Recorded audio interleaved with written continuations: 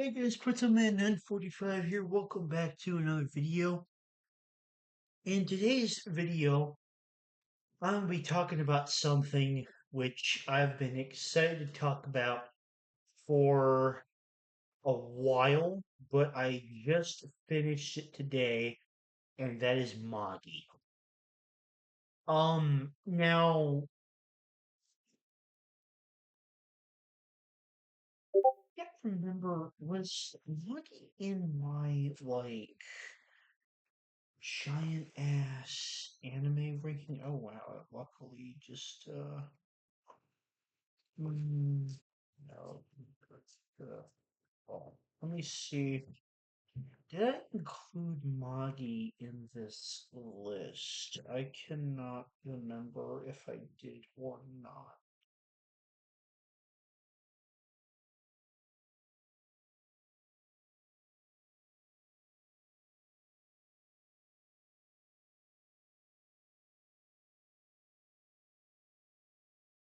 No, I didn't, because I think I started Magi the anime right after I made that video. Um, well, I finished the manga today, and Magi is one of the greatest shonen series of all time. And it honestly blows my mind that I've barely ever heard Magi being talked about because it is so fucking peak.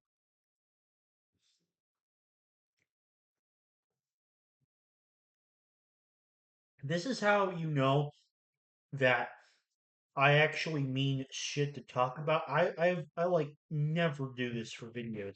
I have a fucking list of talking points for Magi in this video just to make sure I don't forget anything that I want to talk about. So starting with probably the simplest thing, which is the animation and then the paneling and the art in the manga as well. Um, the animation is really good. It's done by A1 Pictures, and there is so many amazing sequences, and all the Jin equips are adapted perfectly. But what's even more peak than that is the fact that Magi has some of the best paneling I've ever seen in a manga. Um, the like smoothness with which the panels flow is just unmatched in quality in shonen series specifically, and almost unmatched when it comes to manga series period. Magi is extremely easy to read, and for the most part generally easy to follow with like the crazy effects, and the art is amazing. Like, yes, the character designs might not be that complex, but then, ooh, you just wait till you get to all of Sinbad's Jin equipped designs, and then you really appreciate the character designs. Because wow, um, uh, oh man, it's just the paneling is incredible. Paneling slash art. Um, this wasn't one thing in my list of talking points, but I'm just gonna mention real quick that in addition to Magi being hype as fuck, it is also a very, very funny series. Um my favorite gag is probably the one with like those, I don't remember their names, but like the ones that are like the most requested women um at the places or whatever, and it's always like the really ugly looking women that are all related in some way. That's like my favorite gag. Um, Now Magi has I think Magi would make my top 10 favorite holds in fiction if I had read it when I made that list back in like February or whenever I did it, because holy moly. The Oh my God, there's There is so much I can talk about with just the world building alone. So, for one thing, I love about Magi is the way that so many of the culture pull inspiration from like real life, historical civilizations and cultures as well. Um, because like Eliohap is based on Egypt, Rheme Empire is very clearly based on Rome. You have the Ho, which is based on China. Um, you have like the Phaneris and that subcontinent which kind of gives vibes based on like the African safari, which is really interesting. You have like and then of course you have the kind of core of the story which kind of feels like it takes place in like Saudi Arabia traditional Middle Eastern inspirations, which is really cool. And just the amount of different like real world cultures that Magi manages to incorporate into its story is just awesome.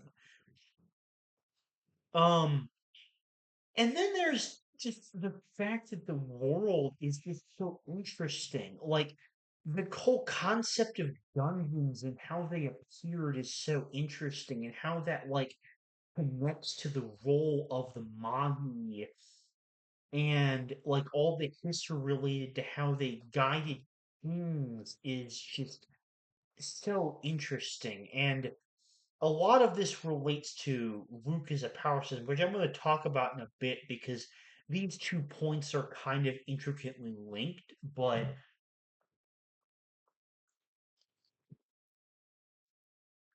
like all the history that's explored in the Alma Tran flashback, which I think even after finishing the entire series, that flashback arc is still my favorite part of the story.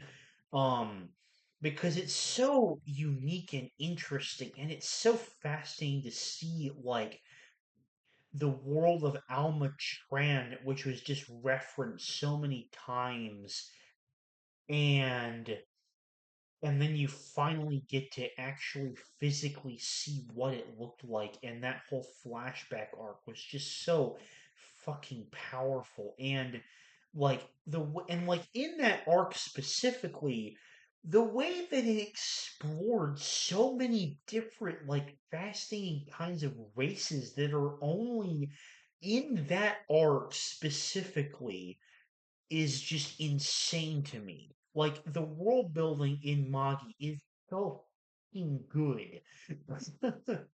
And then there's just like so many different connections that you can make between like how the sacred palace works and all those plot twists. And at that point it kind of connects into the Rook, which like Rook is one of the best power systems in fiction in my opinion. um like it's definitely the best magic system in any anime manga I've ever seen. um there is like so much complexity even like between the whole like the black and white root and stuff like that. And this is another reason why the Almatron arc is my favorite, is because like you get to see the origin of how those types of root separated and what King Solomon did. I'm going to talk about him when I get to the characters specifically. But like the decision that he made, and then the revolution of Arba as well. And I'm going to write her name down because I just thought about it and I want to talk about her character specifically too. Um and then like the revolution of Arba and like how that creates the definition for the fallen people, and how like fallen people with black root possess different kinds of jinn. It's all incredible. And then like Rook has like Root creates Magi, which allows the user to use magic, and from there, similar to Nin, by the way, where that has like its whole eight thing power system. Magic in Magi has the exact same thing, where there's like eight different kinds of magic types that all like mix together and whatnot to make like newer and more complex spells and whatnot. And that is on top of all the other stuff that we learn about Rook and how it's connected to the world and how it like flows through every living human and creature. It is just such an awesome power system.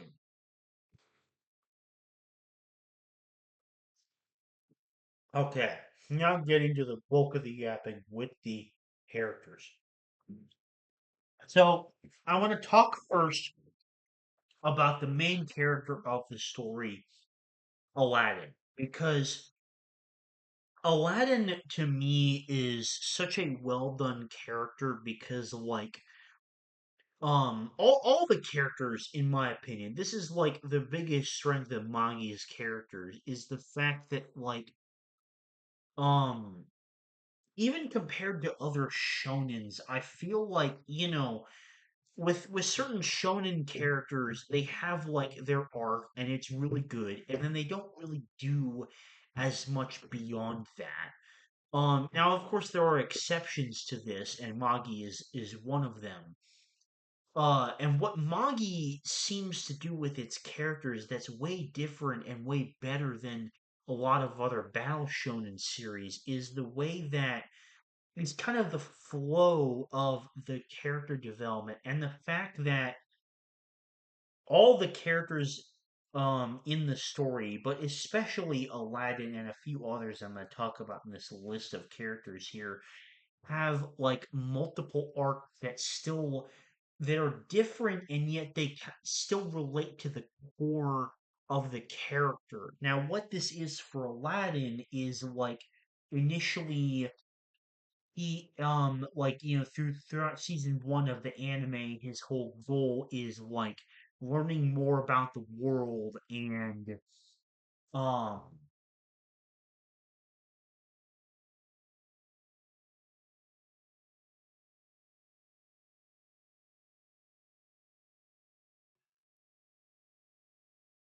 and learning his purpose as a magi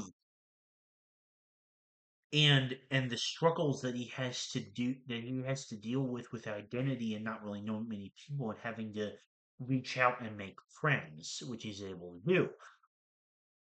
um And then in season two, you get to see his fantastic dynamic with the other Magnostat students. Um, and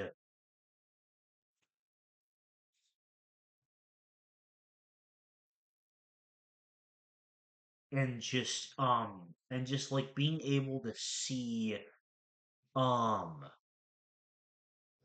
like how he connects with other people that he meets for the first time and how he has to come up with his own motivations and reasoning for wanting to stop Mogamet's plot and and Althamon's plans it's really good development. And then like throughout the rest of the story he has to deal with like personal struggles and like kind of reflecting back on Solomon's legacy and what that means for him as a character. Um and it is just Aladdin is such a well done character. And then we get to Morgiana, who is just like an excellent female character. Like Magi in general has an incredible female cast, but Morgiana is my favorite of the female characters by far. Um uh well, mm, Yeah, yeah, no, I think she's my favorite, even over Solomon's wife, but it's very close between them because he's also a great character, Solomon's wife. Um, but Morgiana is really cool because like not only is it extremely badass and awesome to see in the beginning, like her overcoming being a slave and kind of finding her worth in the world, but also like her going to find the Fenaris and trying to uh find out where she actually belongs is just an amazing development, and the fact that she ends up finding the sense of belonging within Alibaba's household, and also just the way that the romance between the two of them developed is just very wholesome, and it's very, very sweet. Um, and I really like that they end up getting married at the end. That was so nice. Um, Arba is such an incredible, like, antagonistic force. Arba slash Gyokuen, I should say. Because like, you know, she starts out as Gyokuen and she's this fantastic antagonistic presence for Hakuryu's character and development, and the revenge arc of Hakuryu is also just fantastic. um and then like, learning about Arba in the Almatron arc and how she was like Solomon's closest friend and how they used to agree on like literally every single point in policy. And then like he ends up being the creator of Al Saman and also like the ultimate progenitor of like all the black root in the world and whatnot, and like the fallen being a thing and whatnot. And then the plot twist that she actually is Gyokuin was probably one of the craziest in the entire series. And then, like, you know, the way that she kind of mellows out with her interactions with Sinbad and how she becomes more of like this neutral guiding force. It's just such a fascinating change, and her development is insane. Um, Now, if I had to pick a top three characters, um, uh, a little bit of a spoiler before I talk about these characters, but Alibaba's number one, Sinbad's number two, but Ugo would be easy number three spot because Ugo's development is also incredible. First off, I love his mentorship and relate and friendship with Aladdin. That is just extremely wholesome, and it's so crucial for Aladdin's early development. Um, and then like the absolute peak of Ugo's character, I'm going to talk about this over and over again because it was my favorite part of the story. The Almatran arc is the absolute peak of Ugo's character, in my opinion. Like seeing how he is such a genius magician and all the like things and revelations that we'd already learned about Root as a power system, the fact that like Ugo was the one to come up with them is just a like um makes the world building even better because of just how much like context and history is added by learning that. And Ugo struggles with like not being able to figure out a problem, such as like when they get trapped in by David's field or and whatnot. And um Ugo starts like freaking out because he can't he says it'll take like years, and then Solomon is just like there to help him, and I just love how the two of them are best friends. And I will talk about um Solomon next, but like again, Ugo in the end, like with the whole hierarchy of gods shit and how he like almost goes insane from like the loneliness up there is just like it's so sad to see after like all that Ugo had done for the story and like the pressure that you have to see him go through as having essentially acted as the god of the world of that new world after Almatran was destroyed for such a long time is just an insane burden to see on him and his writing is just so freaking good.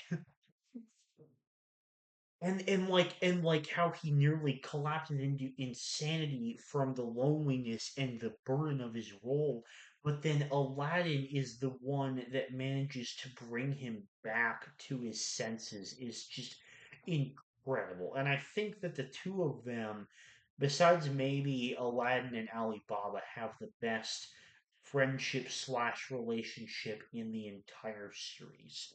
Now, speaking of incredible relationships, Ugo and Solomon is just another peak friendship because the two of them are the best of friends and they support each other in literally anything. And there's so many situations where both of them comfort the other, and it's just amazing. And speaking of duties as a god slash king, like man, Solomon's ideals and like the and like I think it's really interesting how like in the brief exposition that we're given about Solomon, like it's like, there used to be this great kingdom called Matran, but then it ended up failing. Um and like it almost seems until you learn much more about Solomon that like he's that like he seems it seems like he's gonna be portrayed as like this um uh, king, glamorous king that went corrupt, but that's the exact fucking opposite. I think it's so cool the way that that's done because it just completely destroys reader expectations when it comes to that fact. And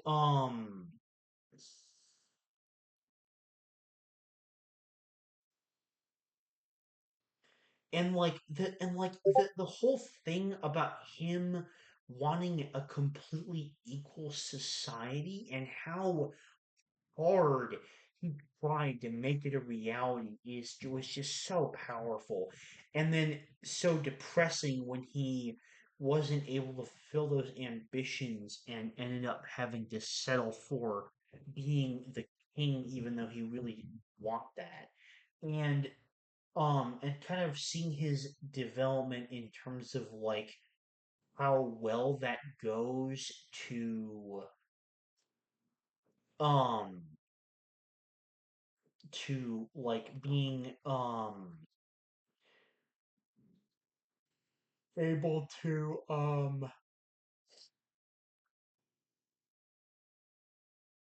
being able to be an effective king to how that eventually leads to the collapse of Al-Matran through no fault of his own and just how hard he fights back. It just Solomon is a peak character. Um but who I think is probably like even though he's my second favorite character, I think I have to say that Sinbad is the best written character in the whole story because not only is the trope of a character being like larger than the story itself incredibly rare. Like Sinbad and Griffith are two of the only examples that I can think of right off the top of my head. But um, that character archetype is already so rare, and so when it's done as brilliantly with Sinbad as it is, it just makes Sinbad the best written character in the story, in my opinion, because Sinbad has so many layers to him um there is like this idea that he is this singularity and he will defeat fate. And then there's the idea that um he ends up um actually he he is also like this incredible definition of you either die a hero or you live long enough to see yourself become a villain. And yet even within that it's incredibly nuanced because obviously the core of that concept is there with the fact that he's half fallen, and there are several points in this story where he does very villainous things and then he redeems himself, and there is like this constant cycle in his actions where you don't know whether you want to cheer him on as a villain or or I mean cheer him on as a hero or hate him because he's a villain. And this constant switching dynamic just creates so much tension with his character that you can never really categorize him as either a good guy or a bad guy. And there is so much nuance in that. There's so much character richness there. And that combined with this idea that he's a larger than life character, the fact that um he was so freaking strong that he conquered seven different dungeons before the dungeons, aka the story cap, had to put a limit on the amount of dungeons he got is not only like the most Giga Chad thing ever, but it just speaks volumes about Sinbad's presence in the story. And the way that this ties into his giant ego and the way that that ends up affecting the whole hierarchy of the gods thing at the end of the in the final arc is just incredible.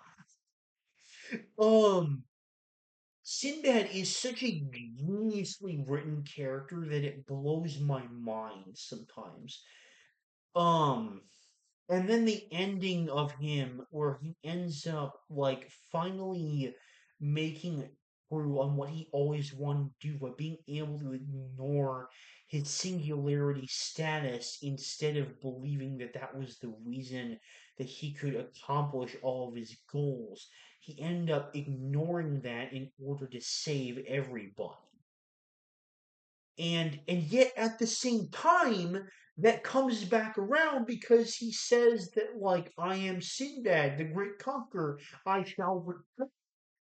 And the fact that he's able to settle that part within himself while saving everyone is just incredible.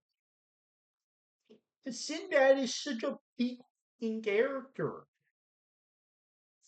um and then not to take away from the other characters, even though they don't match up to Sinbad, um, Hakuryu, has one of the best revenge art in all of shonen, and both, I think, fights between Aladdin and Judar, and also the one between Alibaba and Hakuryu would make it on my list of favorite fights in anime manga, which um that's a list that I've had for a while, but I've constantly updating it. I need to make that video at some point, but I need to rearrange it to where Magi is included first, and I don't know how many Magi fights specifically I want to include in it. Um But the whole thing of how he takes revenge against his mother and then all of his brothers and the insane military tactics that he's willing to employ using that. using that fact and how he attains his status as emperor is just incredible. And like how he ends up using the two different genes that he gets is just crazy. And speaking of incredible antagonists, probably my favorite antagonistic character in the whole story, who I can't even really call a villain because of the way that he turned out at the end of the story, is Judor. Like him being the Magi foil to Aladdin makes such an interesting dynamic between the two of them. And um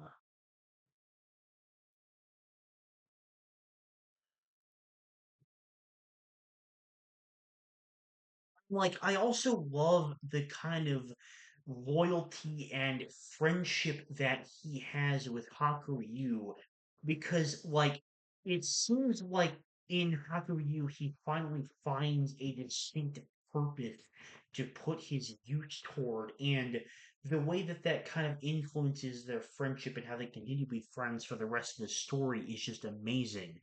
And then the way that he ends up like reforming to be friendly with Aladdin and Alibaba and fight on their side in the final fight is just incredible. Um Judar is such a uh Judar is such a good example of like a bad guy turned good guy type character. And talking about villains, my favorite villain in Magi is Mogamet. Um, because like I think that he has, and this is another part of the world building which is peak that I didn't even touch on, like the kind of role of like magicians versus regular people is so excellently explored in the Magno Stott arc. And this is like so perfectly capsized in Mogamet as a character. And just seeing how incredibly complex his motivations are throughout the course of the entire story is just amazing because he goes through so many layers of like different nuances to his beliefs and the fact and I love the fact that he ended up dying because I think that there was no way that a character like that could realistically have stayed alive in the story. And so I think that his ending was also incredibly satisfying as well. Now we get to my favorite character in the story and one of my recent absolute goats of anime manga recently, not like overall of all time, but like just recently. Alibaba, man, oh my god, there is so much I can say about Alibaba. So in the beginning, I love his arc about like finding a place to belong, similar to Aladdin, but like in a different way, where like he needs to find his purpose and like what it means for him to be a king and like and like being a leader and how he wants to impact the world. And and the way that he goes about this first with like the incredible backstory and history that you learn in the Balbad arc, and like his friendship slash rivalry with Kasim and how he has to fight against Kasim as fallen, and also how he develops his abilities with Amon and the Jinn equip and such. There's just all of those things happening at the same time in the Balbat arc, and that's how I first knew that Magi was peak was because the Balbat arc was just incredible. Um, and then like as you get further into the story with like him having to grow stronger and like gaining members of his household and whatnot, he has to like learn what that means for him and how that further will help or hurt him impacting the world. Um and then like, in the Co-Empire arc, we get to see his like parallels with um Hakuryu and how both of them were incredibly troubled people, and Alibaba can see in Hakuryu a lot of the same things, like a lot of the same negative emotions that he struggled with. And so that relationship is amazing, and there's just so much to compound that with like the fight that they have.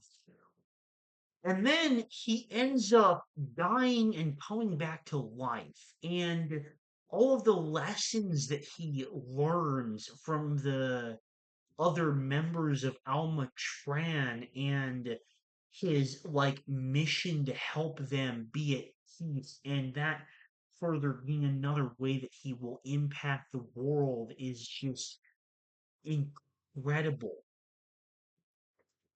Um, and then like when he comes back to life and he has to like adjust to the new world, he suddenly becomes like this perfect foil for Sinbad as a character in the story, and they suddenly go to having such a fucking incredible dynamic.